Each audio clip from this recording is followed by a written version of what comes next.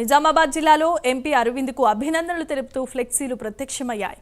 పసుపు బోర్డును సాధించిన ఎంపీ అరవింద్కు ఆయన అభిమానులు, పార్టీ నేతలు అభినందనలు తెలుపుతూ ఫ్లెక్సీలను ఏర్పాటు చేశారు.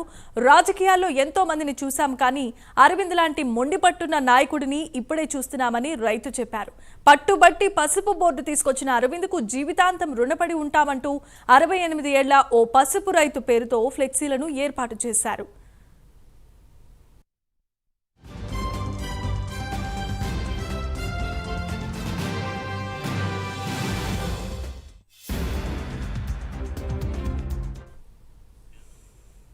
కరీంనగర్ జిల్లా చొప్పదండి ప్రస్తుత ఎమ్మెల్యే మేడిపల్లి సత్యంపై మాజీ ఎమ్మెల్యే రవిశంకర్ తీవ్రస్థాయిలో విమర్శలు గుప్పించారు. ప్రజలను బ్రతిమలాడుకుంటే ఎమ్మెల్యేగా అవకాశం ఇచ్చారని మండిపడ్డారు. ఒక్క ఎమ్మెల్యేగా నియోజకవర్గాన్ని అభివృద్ధి చేసి చూపించాల్సిందిగా కోరారు. కమిషన్ల పేరుతో కాంట్రాక్టుల దగ్గర నుంచి విపరీతంగా వసూలు చేస్తున్నారని బీఆర్ఎస్ నేత సుంకే రవిశంకర్ ఆరోపించారు.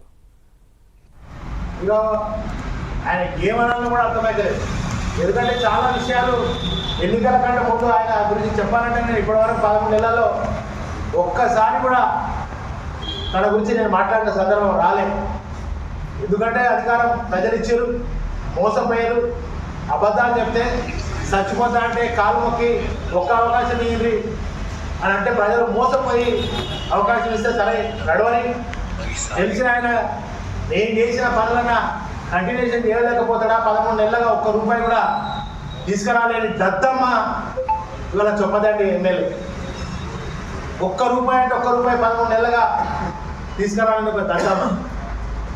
ఆయన ఇవాళ తెలంగాణ తెచ్చిన వాళ్ళు గౌరవ వర్కింగ్ ప్రెసిడెంట్ కేటీఆర్ గారిని ఉద్దేశించి, హరీష్ రావు గారిని ఉద్దేశిస్తూ మరి నీచంగా తక్కువ చేసి మాట్లాడడం మరి చాలా ఆయన ఏం చదువుకున్నాడో తెలియదు, కానీ ఎట్లా మాట్లాడాలో కూడా తెలియలేని పరిస్థితిలో